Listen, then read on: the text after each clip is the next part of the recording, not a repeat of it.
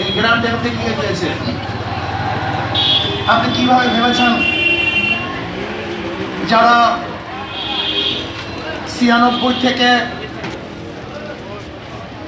96 পর্যন্ত ফেল করার কারণে 96 ক্ষমতা আসতে পারে নাই, আবার 2001 থেকে 2005 পর্যন্ত দেশ চালাবার কারণে 2008-এ তারা ক্ষমতা আসতে পারে নাই।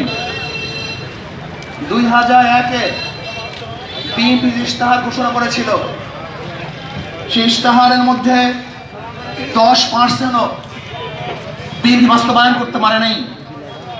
এমনকি 2001-এ বিএনপির ইশতেহারে 1 নম্বর শর্ত তারা পালন করতে পারে নাই।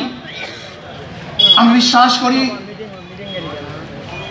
আগামীতে ক্ষমতায় কে যাবে না যাবে আমি জানি না, কিন্তু বাংলাদেশের জনগণ কোন দুর্নীতিবাজ, চাঁদাবাজ, দখলবাজ, খুনিদেরকে আর ক্ষমতায় নিবে না।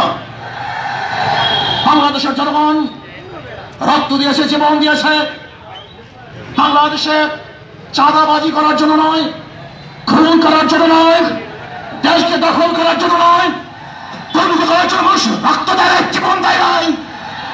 বাংলাদেশের মানুষ জীবন দিয়েছিল, মানুষ মুক্তি পাবে, শান্তি পাবে।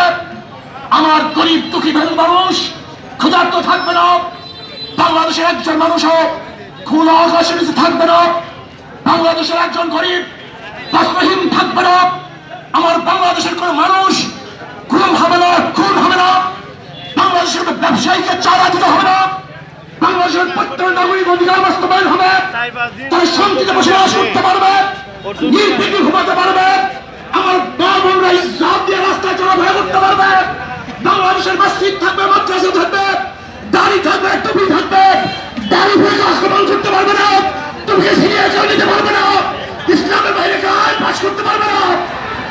একজন মানুষ জীবন দিয়েছিল, রক্ত দিয়েছিল, দ্বিতীয়বার দাড়ি টানবে, এই দৃশ্য দেখার জন্য সক্ষমতা নেই।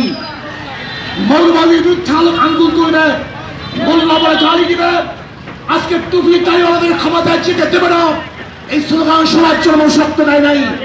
এই দৃশ্য দেখার জন্য বুকের তাজা রক্ত জমিনে ঢেলে দিয়ে মানুষ শাহাদাত বরণ করে নাই, বরং বাংলাদেশের মানুষ শাহাদাত বরণ করেছিল এই জাতিকে মুক্তি দেওয়ার জন্য, কোরআন ও সুন্নাহর আইন বাস্তবায়ন করার জন্য।